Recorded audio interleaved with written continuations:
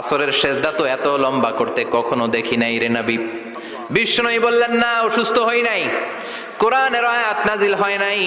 আমি যখন সেজদায় লুটিয়ে পড়েছি, আমার কলিজার টুকরা নাতি হাসান আমার কাঁধের উপরে চেপে বসেছে। আমি যদি সেজদা থেকে মাথা উঠাই হাসানের কষ্ট হয়ে যাবে, তাই আসরের একটা সেজদা আমি ইচ্ছা করেই লম্বা করে দিয়েছি। কি নবী ছিল, কি মায়া ছিল নাতিদের সাথে।